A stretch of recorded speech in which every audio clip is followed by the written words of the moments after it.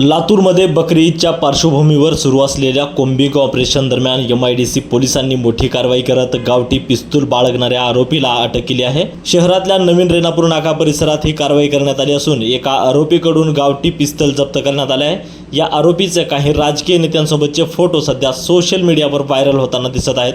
त्यामुळे या पिस्तूल बाळगणाऱ्या या पिस्तुल्याचा राजकीय नेत्यांशी संबंध आहे का, हा प्रश्न आता निर्माण झाला आहे।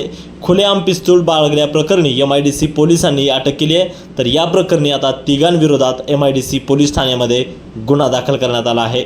दिनांक 27/5/2026 रोजी बकरी ईदच्या अनुषंगाने लातूर शहरामध्ये माननीय SP सरांच्या आदेशान्वये कोम्बिंग ऑपरेशनचं आयोजन केलेलं होतं।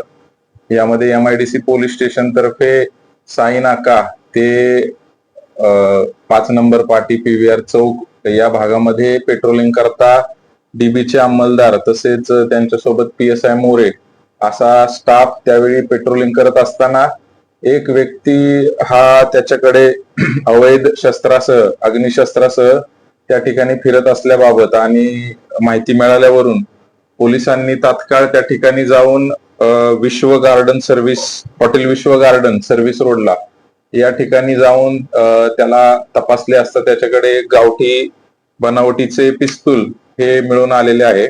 सदर इसमाचे नाव गोविंद डुरे, वय 28 वर्ष, राहणार टाकळी, तालुका जिल्हा लातूर असे असून त्याच्यावर याच्या पूर्वीचा देखील गुन्हे आहेत। या व्यक्तीनं हे हत्यार कोणाकडून घेतलंय या अनुषंगाने त्याच्याकडे चौकशी केली असता त्याने अजून 2 व्यक्तींची नावे सांगितलेली आहेत।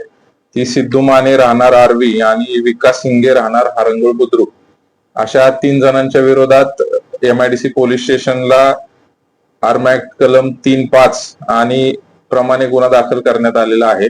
यामध्ये या व्यक्तीनं सदरचं हत्यार कुठून आणलं त्याबाबत त्याची अधिकची चौकशी आता सुरू आहे आणि त्याची पोलीस कोठडीबाबत देखील त्याला न्यायालयात हजर करण्यात येणार आहे।